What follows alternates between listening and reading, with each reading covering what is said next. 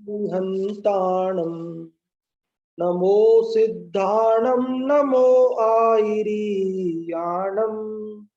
नमो उभयाणं नमो लोये सवसाहूनं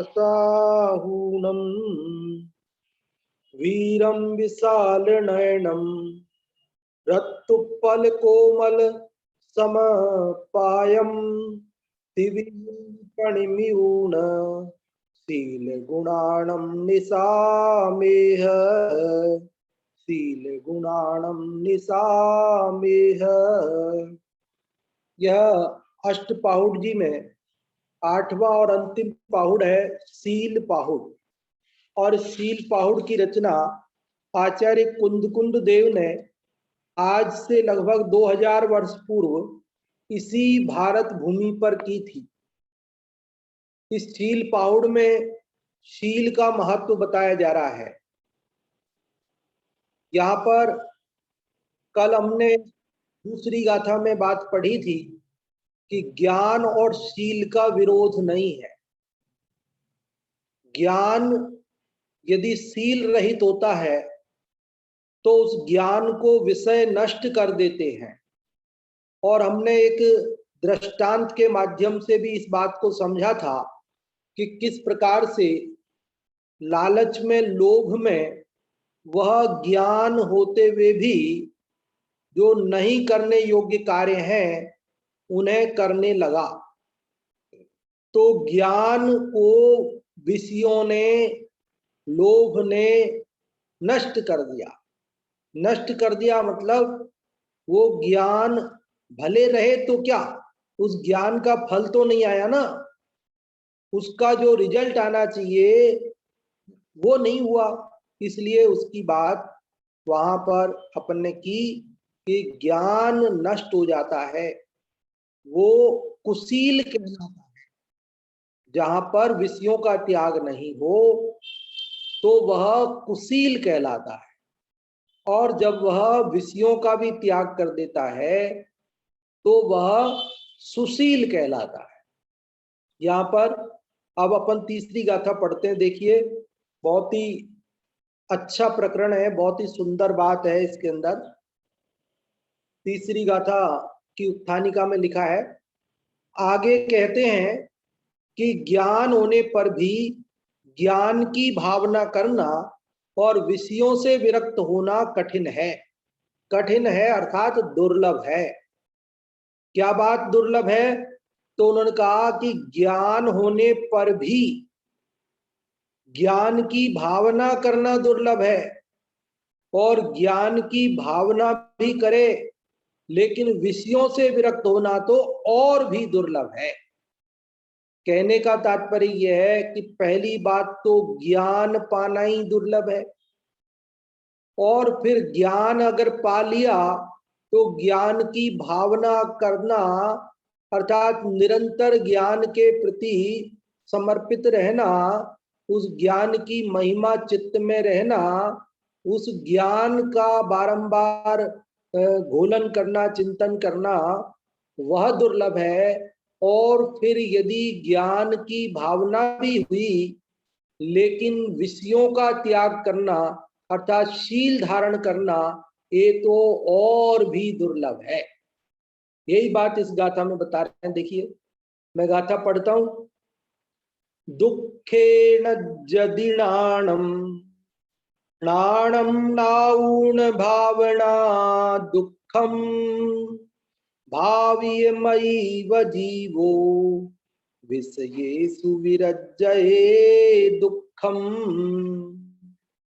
अभी मैं केवल प्राकृत की पढ़ा हूं और आगे का नहीं पढ़ा हूं, क्योंकि आप लोग उसमें कंफ्यूज हो जाते हो भाई कौन सा पढ़ने को कह रहे हैं। इसलिए जो मैंने पढ़ा है बस उसी गाथा को यदि आप में से कोई पढ़ के देखना चाहते हैं तो आप रिजेंट कर सकते हैं, तो आपको पढ़ने का अवसर देंगे।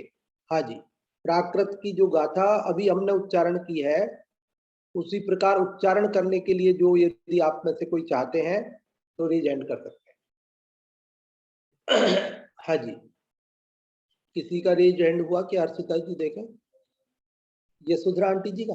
हाँ, तो उन्हें अनम्यूट कर दें।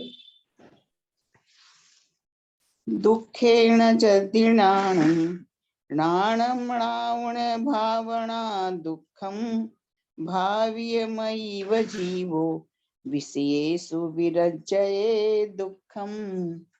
हाँ जी, बहुत अच्छा आपने शुद्ध उच्चारण किया इसका, लयबद्ध। इसका अर्थ समझते हैं। देखिए, दुखे, दुखे मतलब दुख से, दुख से मतलब कठिनता से। नज्जदी अर्थात प्राप्त करता है, नाणम अर्थात ज्ञान को। दुखे नज्जदी नाणम, ज्ञान को दुख से मतलब कठिनता से प्राप्त करता है। ज्ञान पाना आसान बात नहीं है। अपने बोधि दुर्लभ भावना में अपन भूधर दास जी की में पढ़ते ना, धन कन कंचन राज सुख सब ही सुलभ कर जान, दुर्लभ है संसार में एक यथार्थ ज्ञान। क्या कह रहे? धन कन कंचन राज सुख, कि धन पाना कठिन नहीं है, धन पाना तो आसान है। यदि कठिन होता तो आज बहुत सारे धनवान लोग हमें नजर आते हैं कि नहीं आते? अगर कठिन होता तो इन सबको कैसे धन मिलता? धन मिल गया, इसका मतलब धन पाना कठिन नहीं है। और कण, कण मतलब अनाज, अनाज की प्राप्ति वो कठिन है क्या? तो कह रहे वो तो और भी सरल है, क्योंकि ऐसा तो शायद ही कोई होगा जिसके लिए भोजन की व्यवस्था ना हो। भूखा, आजकल तो सरकार ने भी ये व्यवस्था की हुई है कि कोई व्यक्ति भूख से नहीं मरना चाहिए। यदि वो कोई काम न करता हो, न करना जानता हो, न करना चाहता हो, नहीं करना आता हो, तो भी सरकार उसे निशुल्क भी भोजन की व्यवस्था करती है। 1 रुपया किलो आदि में गेहूं देती है, निशुल्क भी देती है। और जो है अनेक स्वयंसेवी संस्थाएं भी भोजन की व्यवस्था करती है। मनुष्यों की ही क्या, पशुओं तक के भोजन की व्यवस्था के लिए कई स्वयंसेवी संस्थान चलते हैं। जो रोड पर आवारा पशु घूमते हैं उनके लिए भी चारे पानी की व्यवस्था करते हैं। लोग झीलों के अंदर मछलियों को भी दाना डालते हैं। मतलब कण की प्राप्ति तो कठिन बात नहीं है। हमको लगता है कि हमने भोजन पा लिया तो हमने कोई बहुत पुरुषार्थ कर लिया, हमने धन कमा लिया तो हमने बहुत पुरुषार्थ कर लिया। अरे भैया, ये कोई पुरुषार्थ का काम नहीं है, ये तो बिना पुरुषार्थ के प्राप्त होने वाली चीजें हैं।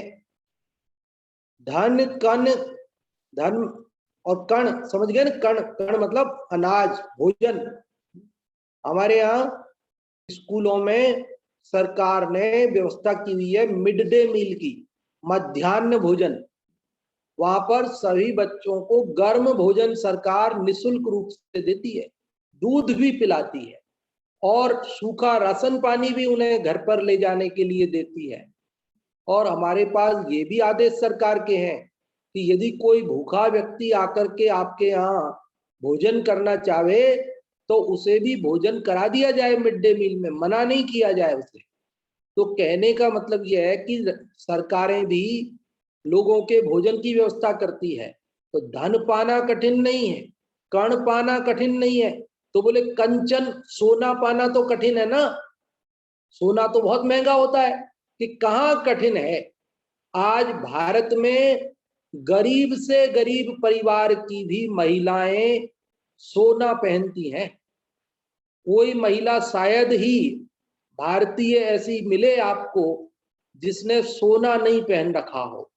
गरीब से गरीब घर की महिलाएं भी थोड़ा बहुत सही, जरा सा सही, पर सोना धारण करती हैं, स्वर्ण आभूषण पहनती हैं। इसका मतलब कंचन पाना भी कोई कठिन बात नहीं हुई। धन कन कंचन राज सुख, साहब राजा बनना तो कठिन है, राज सुख पाना तो कठिन है।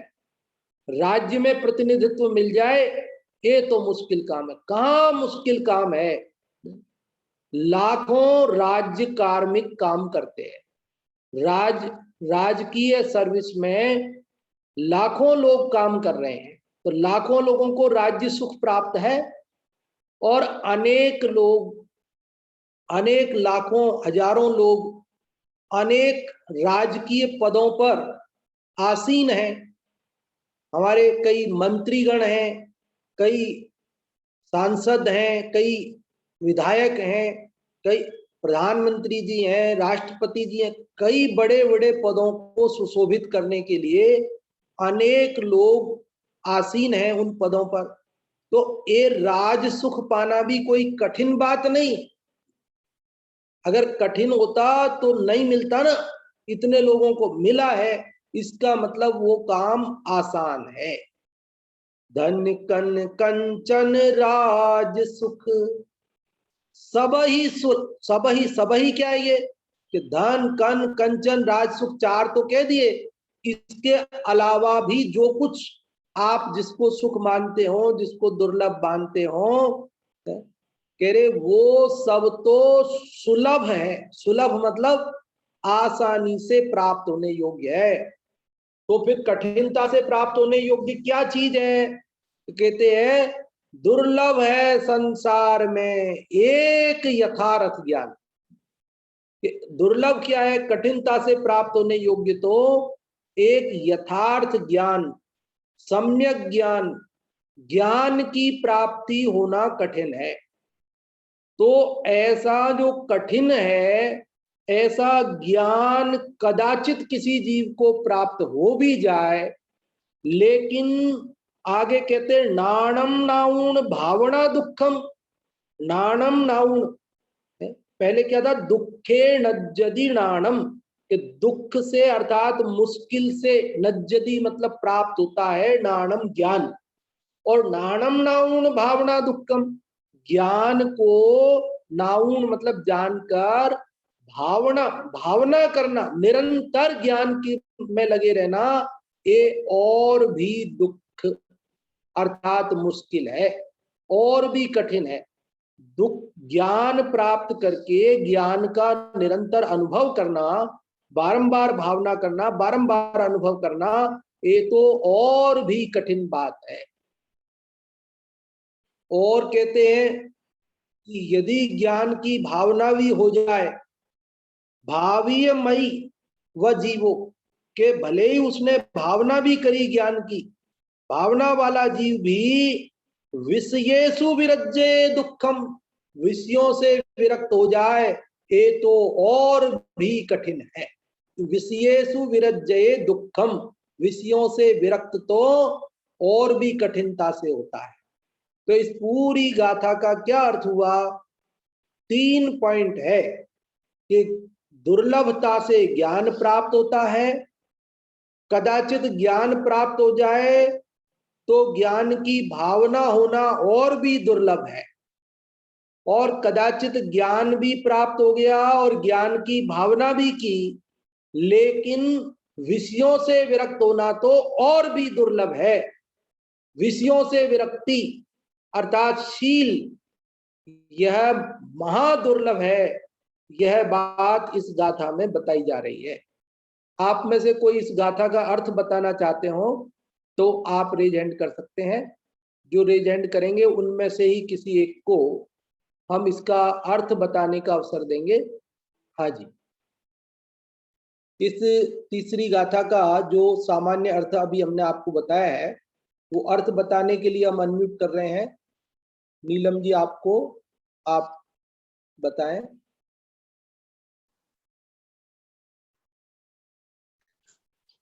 सभी को जिनेंद्र। दुःखेडज्जदिणाणं प्राणं नाउण भाविणा दुःखम। इसमें बताया है कि ज्ञान को प्राप्त करना बहुत दुर्लभ है।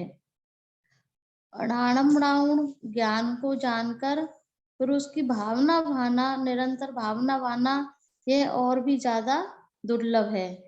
भावी मई व जीवो, और जिस जीव ने ज्ञान की भावना भी भाली, लेकिन ज्ञान की भावना भाकर फिर विषयों से विरक्त होना वो और भी अधिक दुर्लभ है।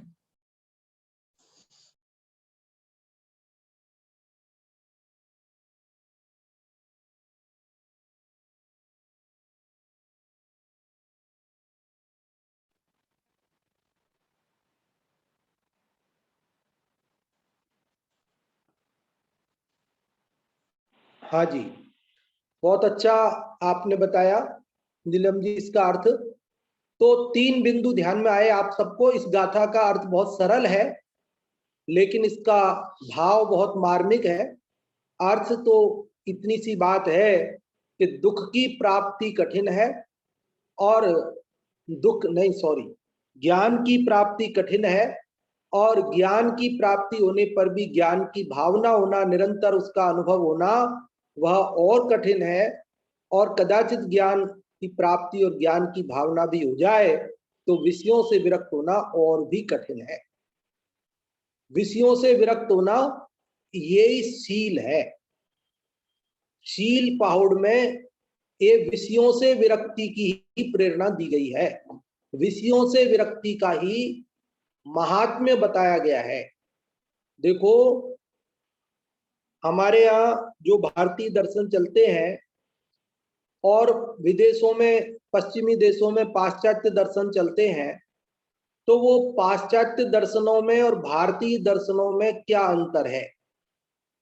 तो पाश्चात्य दर्शनों का उद्देश्य तो जिज्ञासा की पूर्ति है, और भारतीय दर्शनों का उद्देश्य दुख की निवृत्ति है। दोनों में क्या अंतर है? देखो, मूलभूत अंतर समझो। उनका उद्देश्य है जिज्ञासा की पूर्ति, मतलब हमें कोई चीज जानने की इच्छा हुई, वो हमारे जानने में आ जाए, बस वो दर्शन का काम खत्म हुआ। लेकिन भारतीय दर्शन कहते हैं कि जानने की इच्छा हुई और जान लिया, इतने से हमारा प्रयोजन पूरा नहीं होता। हमारा प्रयोजन तो तब पूरा होता है जब हमारा दुख मिट जाए, जब हम सुखी हो जाएं, तब हमारे उद्देश्य की पूर्ति होती है। तो उनका इतना ही है कि हमें कोई चीज जानने की इच्छा हुई, जान ली, बस काम खत्म। और भारतीय दर्शन कहते तुमने जान भी लिया तो क्या हुआ? तुम सुखी हुए कि नहीं हुए ये बताओ। तुम्हारा दुख मिटा कि नहीं मिटा? यदि मिटा तब तो ठीक है, और नहीं मिटा तो फिर क्या फायदा ऐसे जानने से? तो यहां पर यही बात कह रहे हैं। क्या कह रहे हैं?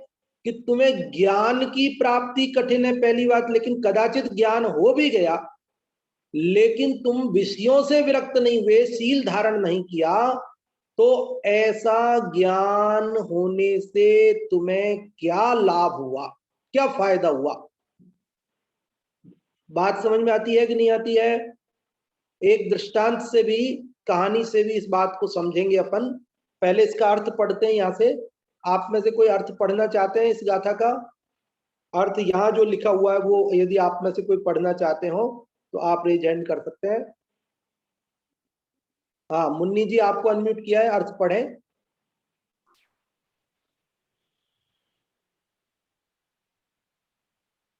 बड़ा दुष्कर जानना अर जानने की भावना, एवं विरक्त विषयों से भी बड़ा दुष्कर जानना। हाँ प्रथम जी, तो ज्ञान ही दुख से प्राप्त होता है। प्रथम तो ज्ञान ही दुख से प्राप्त होता है। कदाचित ज्ञान भी प्राप्त कर ले तो जानकर फिर विषयों का त्याग करना ये उत्तर दुर्लभ है।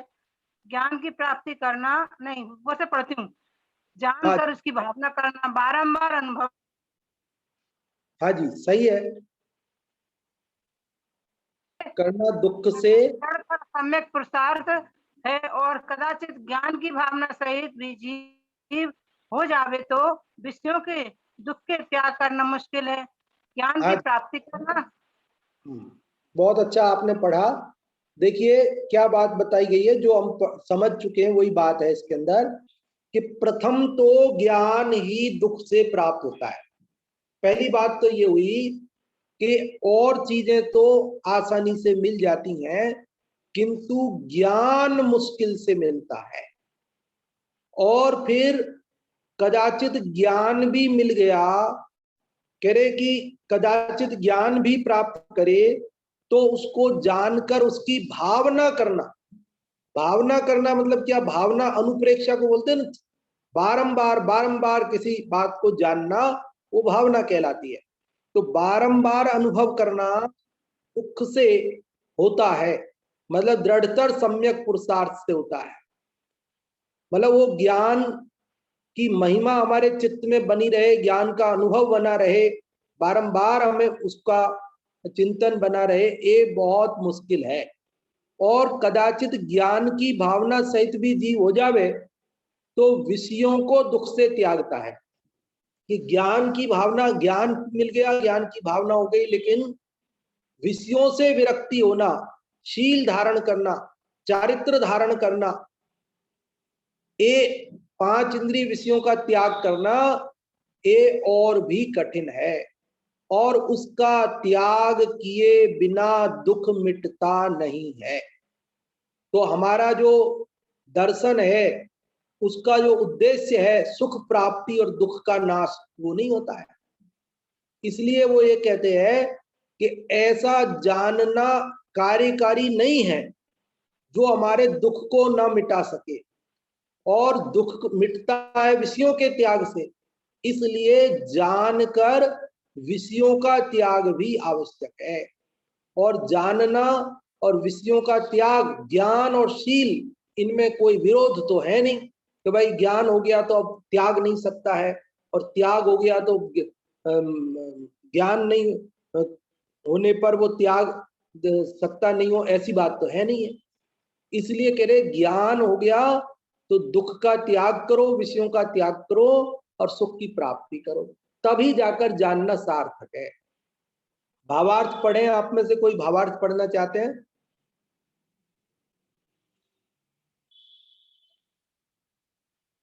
हाँ जी, इंदिरा जी जैन, आपको अनम्यूट किया है, आप पढ़ें।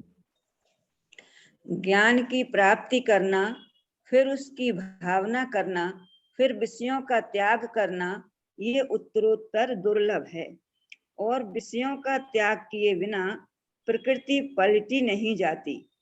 इसलिए पहले ऐसा कहा है कि विषय ज्ञान को बिगाड़ते हैं, अतः विषयों को त्यागना ही सुशील है। आगे कहते हैं कि यह जीव जब तक विषयों में प्रवर्तता है तब तक ज्ञान को नहीं जानता है, और ज्ञान को जाने बिना विषयों से विरक्त हो तो भी कर्मों का क्षय नहीं करता है। आज ये जो डेडलाइन बाद में आपने पढ़ी, ये अगली गाथा की उत्थानी का है, और उसका अर्थ त्यागना ही सुशील है, वहां तक है। तो देखिए भावार्थ के अंदर क्या बात कही है कि ज्ञान की प्राप्ति करना, ये फर्स्ट पॉइंट, ये मुश्किल। दूसरा पॉइंट, फिर उसकी भावना करना, ये दूसरा पॉइंट, ये भी मुश्किल काम है। फिर तीसरा, फिर विषयों का त्याग करना, ये उत्तरोत्तर दुर्लभ है। ये तीनों बिंदु कह रहे, पहला दुर्लभ है, दूसरा उससे भी दुर्लभ है, तीसरा उससे भी दुर्लभ है, उत्तरोत्तर दुर्लभ, मतलब बढ़ता हुआ दुर्लभ क्रम, और दुर्लभ और दुर्लभ और दुर्लभ। अब प्रश्न हमको होता है कि साहब आप इतना क्यों पीछे पड़े हो विषयों के त्याग के? अब हम विषयों का त्याग नहीं करें तो क्या दिक्कत है? तो वो कहते हैं, कारण बताते हैं कि विषयों का त्याग नहीं करने में क्या दिक्कत है, विषयों का त्याग नहीं होवे तो क्या परेशानी है। तो वो कह रहे हैं, और विषयों का त्याग किए बिना प्रकृति पलटी नहीं जाती है। वो भव की प्रकृति बना रहता है। वो फिर अगर विषयों का त्याग नहीं करता है तो वो प्रकृति जो शील है वो कुशील से सुशील रूप परिणमन नहीं करता है। भाव की प्रकृति बिना उनका नाश नहीं होता है, पलटती नहीं है, वो निज भाव प्रकट नहीं होता है। इसलिए कहा विषयों का त्याग किए बिना प्रकृति पलटी नहीं जाती है। इसलिए पहले कहा, ऐसा कहा है कि विषय ज्ञान को बिगाड़ते हैं। विषयों का त्याग नहीं करेंगे तो क्या होगा कि वो ज्ञान को भी नष्ट कर देंगे। कल अपन ने दृष्टांत से समझी थी ये बात अतः विषयों को त्यागना ही सुशील है। तो आप को ये बात समझ में आई होगी इस गाथा की, बहुत सरल किंतु महत्वपूर्ण बात है। अर्थ और भावार्थ भी हम पढ़ चुके हैं, प्राकृत से भी पढ़ा और हिंदी पद्यानुवाद मुन्नी जी ने पढ़ ही दिया। बड़ा दुष्कर जानना और जानने की भावना, एवं विरक्ति विषय से भी बड़ी दुष्कर जानना। कितने बड़ा दुष्कर जानना, जानना कठिन, दुष्कर मतलब कठिन, और जानने की भावना, और जानने की भावना ये और कठिन। एवं विरक्ति विषय से भी बड़ी दुष्कर जानना, लेकिन विषयों से विरक्ति और भी मुश्किल है।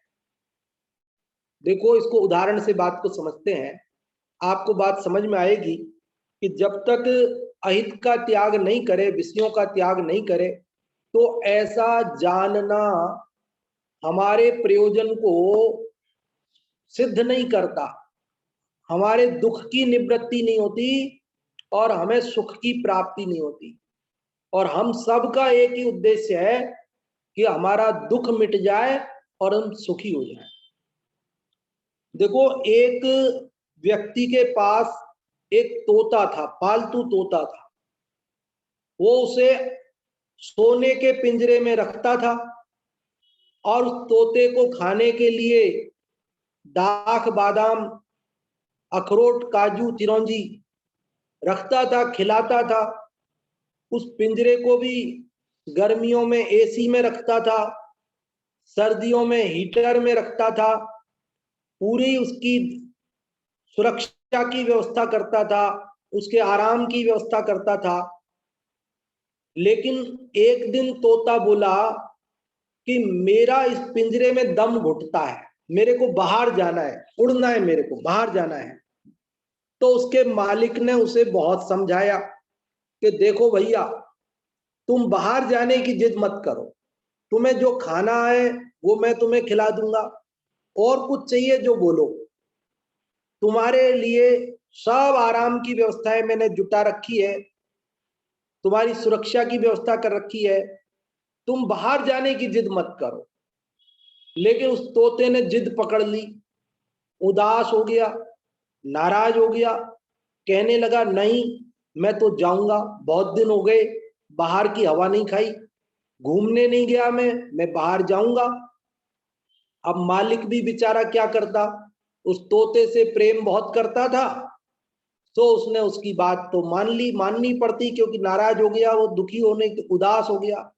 तो मालिक ने कहा देखो भैया, तुमको यदि जाना है तो कोई बात नहीं, अब तुम, लेकिन बाहर बहुत खतरा है, बाहर कुत्ता, बिल्ली, शिकारी, बाज, अनेक खतरे हैं, तुम उन सब से बचकर रहना और जल्दी से आसपास घूम करके जल्दी आ जाना, ज्यादा दूर मत जाना। और अगर तुम्हारा मन नहीं माने और तुम दूर ही जाओ तो जंगल में मत जाना, और जंगल में भी चले जाओ तो वहां कहीं पे दाना पड़ा हो ना, तो उस दाने पे उतरना मत, दाना खाने के लिए मत उतरना, क्योंकि वो दाना वहां पे शिकारी लोग बिखेर के रखते हैं। और अगर तुम्हारा मन नहीं माने और तुम दाना खाने के लिए उतर ही जाओ तो ध्यान रखना, वहां एक रस्सी पे नलनी बंधी होगी, उस नलनी पे मत बैठना, और अगर तुम नलनी पे बैठ ही जाओ तो ध्यान रखना उलटना मत, और कदाचित उलट ही जाओ तो अपने उड़ने के स्वभाव को मत भूलना, उड़ जाना। क्या कितना सिखाया उसके मालिक ने उसको कि देख भाई, बाहर मत जाए, जाना है तो आसपास जाके जल्दी आ जा, और जंगल में जाना मत, जाए तो दाने पे मत उतरना, दाने पे उतर जाए तो नलनी पे मत बैठना, नलनी पे बैठ जाए तो उलटना मत, उलट जाए तो उड़ जाना। उसने तोते से पूछा, बात समझ में आ गई तेरे? कि हाँ मालिक, जी मालिक समझ में आ गई। क्या समझ में आया बता मेरे को। तो तोते ने वो बात मालिक की याद कर ली, रट ली थी।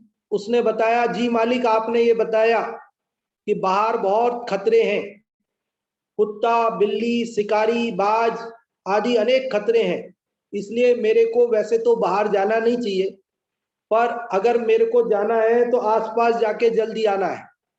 और अगर दूर चला गया तो जंगल में नहीं जाना है, जंगल में गया तो दाने पे नहीं उतरना है, दाने पे उतरा तो नलनी पे नहीं बैठना है, नलनी पे बैठा तो पलटना नहीं है, और पलट गया तो उड़ जाना है। इतना आपने मेरे को बताया है, मेरे को अच्छी तरह आपकी बात समझ में आ गई है। अब मैं अच्छे से होशियार पक्का हो गया, मेरे को पाठ अब जाने दो।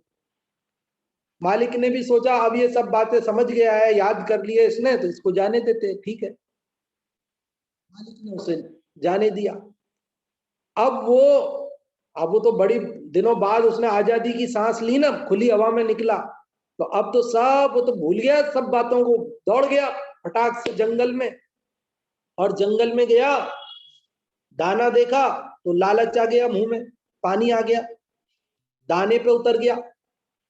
दाने पे उतरा तो वहां नलनी थी, उस पे भी बैठ गया, और नलनी पे बैठा तो उलट भी गया।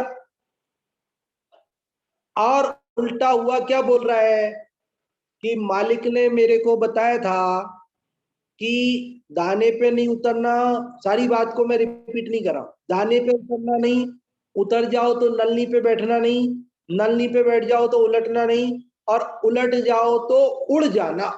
ये बोल रहा है बार बार। क्या बोल रहा है? लेकिन उड़ नहीं रहा है, बोल तो रहा है कि मेरे मालिक ने बताया कि नलनी पे उलट जाओ तो उड़ जाना, लेकिन उड़ नहीं रहा। अब बताइए, उसका वो जानना, उसका तोते का वो ज्ञान, उसका वो रटना, उसका वो याद करना कार्यकारी है कि नहीं है? आप सब मना कर रहे हैं, क्यों नहीं है? क्योंकि उस ज्ञान से उसका दुख नहीं मिटा, क्योंकि उस ज्ञान से उसके सुख की प्राप्ति नहीं हुई। इसी प्रकार हमने भी जान लिया, हमने ज्ञान प्राप्त कर लिया, शास्त्र पढ़ लिए, याद कर लिया, लेकिन यदि हम 5 इंद्रिय विषयों से विरक्त नहीं हुए, यदि हमने शील धारण नहीं किया, वैराग्य धारण नहीं किया, तो केवल सूखे रूखे ज्ञान से हमारा दुख मिटने वाला नहीं है, हमें सुख की प्राप्ति होने वाली नहीं है, और हमारा वो ज्ञान भी अल्पकाल में ही नष्ट होने वाला है, क्योंकि बिना वैराग्य के ज्ञान टिकता नहीं है। वैराग्य ही ऐसी वस्तु है जो जीव को जगत में उलझने से रोकती है, जगत के प्रपंचों में उलझने से बचाती है, और उसे अपने लक्ष्य तक पहुंचाती है। और जीव जब विरक्त नहीं होता है तो ज्ञान होने मात्र से वह सुखी नहीं हो पाता है। इसलिए आचार्य कुंद कुंद देव का ये अंतिम ही तो है सील पाहुड़। अभी तक ज्ञान की खूब बातें की, लेकिन वो ये कह रहे हैं कि भैया केवल ज्ञान प्राप्त करके तुम यदि उसमें ही उलझे रहोगे तो, और यदि वैराग्य धारण नहीं करोगे, उसको अपने जीवन में अंगीकार नहीं करोगे, यदि तुम 5 इंद्रिय विषयों से विरक्त नहीं होगे, तो तुम्हारा यह ज्ञान विषयों के द्वारा नष्ट कर दिया जाएगा, और तुम्हारा जो उद्देश्य है सुखी होना और दुख मेटना वो नहीं हो पाएगा। तो आपको बात समझ में आई कि नहीं आई इस गाथा की? अभी अपने पास 10 मिनट है, पहले मैं आप लोगों से पूछ लेता हूं फिर समय बचेगा तो कुछ और भी चर्चा करेंगे। मैं क्योंकि पिछले 2 दिनों से भी पूछना चाह रहा था, लेकिन लास्ट में अपना समय जल्दी से पूरा हो जाता है, फिर आपसे पूछ नहीं पाते हैं। तो अभी आज जो हमने ये तीसरी गाथा पढ़ी, इसमें आपको क्या बात समझ में आई, क्या बात अच्छी लगी, क्या जो भी आप कहना चाहते हैं वो रेज हैंड करें तो हम आपको अनम्यूट करेंगे बताने के लिए। और जब तक आप बताएंगे समय पूर्ण होने तक तो चलेगा, और पहले बंद कर देंगे तो हम बताएंगे। हाँ जी, कौन बताना चाहते हैं आप में से? इंदिरा जी, आपने रेज हैंड किया है, आपको अनम्यूट कर दिया गया है, आप बताएं। इस गाथा में आचार्य देव ये बता रहे हैं कि इस संसार में ज्ञान तो बहुत दुख से प्राप्त होता ही है, लेकिन यदि ज्ञान भी प्राप्त हो जाए तो उसकी भावना निरंतर बनी रहे तो ये काम बहुत पुरुषार्थ का है। इसमें सम्यक पुरुषार्थ किए बिना ये निरंतर भावना बनी रहे ये भी संभव नहीं है। और यदि ये भी हो जाए कि हमारी ज्ञान निरंतर बना रहे तो उसके बाद भी यदि विशेष यदि वैराग्य नहीं होता है, विषयों का त्याग नहीं होता है, तो विषय इंद्रिय विषय भोग ज्ञान को भी नष्ट कर देते हैं। इसलिए जरूरी है कि ज्ञान के साथ साथ हमारे ज्ञान और वैराग्य की संधि होना चाहिए जीवन में। बिना वैराग्य के ज्ञान कार्यकारी नहीं होगा। हाँ जी, बहुत अच्छा आपने इंदिरा जी बताया। आप हमेशा ही जब भी बताती हैं बहुत व्यवस्थित बताती हैं, बहुत ध्यान से आप सुनती भी हैं। और देखिए, ये वैराग्य का जो महत्व है, इसीलिए अपन ने इससे पहले जो आत्मानुशासन ग्रंथ चलाया था, उस पूरे ग्रंथ में आचार्य गुणभद्र देव ने हमें वैराग्य जगाने की बातें की। पूरे ग्रंथ में वैराग्य की प्रेरणा दी, क्योंकि वैराग्य ही वह वस्तु है जो हमें सांसारिक कार्यों में उलझने से रोकता है। बाकी बिना वैराग्य के जीव ज्ञान प्राप्त करके भी और कुछ भी करते हुए भी उलझ जाता है, कहीं ना कहीं उलझ जाता है, कहीं ना कहीं उलझ जाता है, उलझे बिना नहीं रहता है। इसलिए उसे विषयों से विरक्त, संसार से भीरू होना अत्यंत आवश्यक है। बोलो, हम लोग, कोई हमसे ये कहे कि आप तो डरते हो जी, डरपोक हो आप तो सब लोग जोश में आके कहेंगे नहीं नहीं मैं तो नहीं डरता जी, मैं काहे को डरपोक हूं। लेकिन कोई यदि मेरे को पूछे तो मैं तो ये कहूंगा हाँ जी मैं तो बहुत डरता हूं, मेरे को तो बहुत डर लगता है। अरे भाई, डरना ही चाहिए। ऐसी निडरता किस काम की, जिस निडरता के कारण हम संसार में घूम रहे हैं।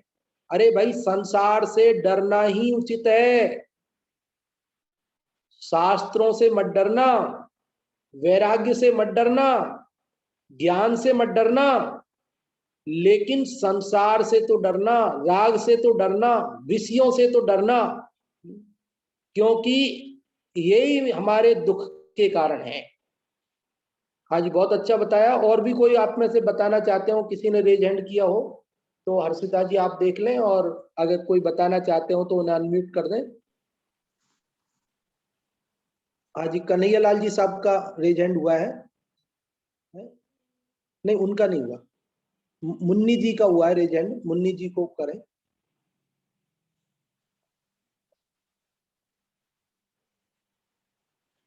मुन्नी जी आपने अनम्यूट कर दिया, आप बोले। हाँ, इस गाथा में आचार्य देव कहते हैं कि पहले तो ज्ञान प्राप्त करना ही मुश्किल है। यदि ज्ञान प्राप्त कर ले तो उस ज्ञान की भावना, मतलब उस ज्ञान को उपयोग में लाना मुश्किल है, ज्ञान की भावना मुश्किल है। और फिर यदि यदि ये भी हो जाए तो फिर उसको विषयों की तरफ ले जाके ज्ञान को विषयों से विरक्त होना, मतलब जैसे बताया ना उसमें आत्मशासन में सम्यक भावना, तो संसार शरीर भोगों से विरक्त थी, इसी तरह आत्मा 5 इंद्रियों के विषयों से विरक्त होना बहुत उत्तरोत्तर मुश्किल है। तो इस कहते हैं कि जब ज्ञान हो गया और वैराग हो गया तो दोनों मिल जाए, ज्ञान और वैराग, तो वो मोक्ष मार्ग में कार्यकारी होते हैं। हाँ जी, बहुत अच्छा आपने बताया कि ज्ञान दुर्लभ है, ज्ञान की भावना होना और दुर्लभ है और वैराग्य होना और भी दुर्लभ है। ज्ञान और वैराग्य का सुमेल सुखी होने के लिए आवश्यक है। हाँ जी, हर्षिता जी और कोई बताना चाह रहे हैं? तो अपन अभी 2-3 यशोधरा आंटी जी आपको अनम्यूट करें। इस गाथा में बता रहे हैं कि ज्ञान का होना बहुत ही दुर्लभ है, उत्तरोत्तर दुर्लभता बताते हैं। और ज्ञान अगर हो भी जाए तो उसकी निरंतर भावना बनी रहना और दुर्लभ है। और उसकी भावना भी बनी रहे तो कहते हैं कि विषयों से विरक्त होना और दुर्लभ है। विषयों से अगर विरक्त नहीं होता है तो कैसे दुख से दूर होकर के सुख की प्राप्ति नहीं होती है। और यहाँ ये भी बताया कि अगर विषयों को त्याग नहीं करता तो जो भाव की प्रकृति है वो प्रकृति नहीं बदलती है। यानी जो कुशील है उस कुशील से सुशील नहीं होता है, दुख से मुक्त होकर के सुखी नहीं होता है। और अगर ज्ञान है और विषयों से विरक्तता नहीं है तो कहते हैं कि वो विषय जो है वो ज्ञान को भी बिगाड़ देते हैं। इसलिए ज्ञान और विषय की विरक्तता ये दोनों ही होना कार्यकारी है। हाँ जी, बहुत अच्छा आपने बताया, बहुत बहुत धन्यवाद आपके लिए। अब देखिए, कई लोग ये सोचते हैं कि भाई अभी तो बीच में से ग्रंथ में हम जुड़ेंगे तो हमारे को क्या समझ में आएगा। ऐसा नहीं है, अभी ये सील पाउड बिल्कुल स्वतंत्र ग्रंथ है। ये अष्ट पाउड में 8 अलग अलग ग्रंथ है, सब स्वतंत्र हैं और ये सील पाउड अपना प्रारंभ ही हुआ है। तो जो लोग नए स्वाध्याय से अपने जुड़ना चाहते हैं वे लोग जुड़ सकते हैं। नया ग्रंथ प्रारंभ हुआ है और बहुत महत्वपूर्ण चर्चा, बहुत अच्छी चर्चा, सरस चर्चा इसके अंदर आने वाली है और आगे आगे प्रेरणास्पद बातें आने वाली है, हमारे जीवन को मंगलमय बनाने वाली बातें आने वाली है। तो आप सब इसका लाभ लें। हमारे सेक्टर 11 की जो सभा है उदयपुर की, उसके अनेक भाई बहन मुझे दिखाई दे रहे हैं, वो इसका लाभ ले ही रहे हैं। लेकिन कदाचित कोई नहीं ले पा रहे हो। हमारे कई सदस्य क्या है, वो जूम पे कैसे जुड़ना है, क्या लिंक होता है, कैसे उस लिंक पे जुड़ना पड़ता है, तो वो अब कई लोगों को ऐसा लगता है, लेकिन पहली बार में कठिन लगता है, वो ऐसा कठिन नहीं है। मैं चाहूंगा कि जो लोग जुड़ गए हैं, जिनको आता है, वे लोग जो नहीं समझ पा रहे हैं उनको बता दें, या वो हमको भी पूछेंगे, व्हाट्सएप करेंगे तो हम उनको बताएंगे कि किस प्रकार से आप जुड़ सकते हैं। क्योंकि अपना ये जो पंच परमागमों को पूरा पढ़ने का क्रम चल रहा था और पहले जब कोरोना आया तो अपना ये अष्टपाउड ग्रंथ अधूरा रह गया। 4 पाउड तो पहले हो गए पूरे और इसमें अधूरा रह गया, तो अपन ने उसे रोक के रखा था कि भाई ऑनलाइन में अपन दूसरा ग्रंथ लेते हैं, ऑफलाइन जब शुरू होगा तभी उसको पूरा करेंगे सबके बीच में। और इसलिए अपन ने योगसार चालू किया, कोरोना चलता ही रहा, वो पूरा हो गया। फिर आत्मानुशासन चालू कर दिया, वो भी पूरा हो गया। बीच में थोड़े दिन अपन 4 महीने के लिए ऑफलाइन चला पाए, फिर कोरोना की तीसरी लहर आ गई और आखिरकार वापस अपने को ऑनलाइन पर आना पड़ा। तो हमने सोचा अभी भी इसको अधूरा रख लेंगे अपन, तो फिर पता नहीं कब ये पूरा हो पाएगा, इसलिए अब अपन इसको पूरा कर रहे हैं। तो हम जो हमारे ऑफलाइन जुड़ने वाले भाई बहन थे, स्वाध्याय सभा में आने वाले, उनसे हम ये कहना चाहते हैं आपका ये ग्रंथ अधूरा नहीं रहे, इसलिए आप लोग भी इसका लाभ जरूर ले लीजिए। ऑनलाइन के में यदि आपको दिक्कत आती हो तो फिर चले साधर्मी के घर जो अपना ग्रुप है, व्हाट्सएप ग्रुप, उसमें भी इसका लिंक हम रोज भेजते हैं बाद में, तो आप बाद में अपनी सुविधा से भी उस रिकॉर्डिंग को आगे पीछे भी सुन सकते हैं। और यूट्यूब चैनल खेमचंद जैन के नाम से उस पर भी आप सुन सकते हैं और कभी भी आप अपने समय की अनुकूलता से आगे पीछे भी सुन सकते हैं, कोई दिक्कत नहीं है। अब अपना समय पूर्ण हो रहा है और अगली गाथा की चर्चा भी अपन कल करेंगे। बहुत ही महत्वपूर्ण गाथा आगे आगे आने वाली है। सभी को जय जिनेंद्र।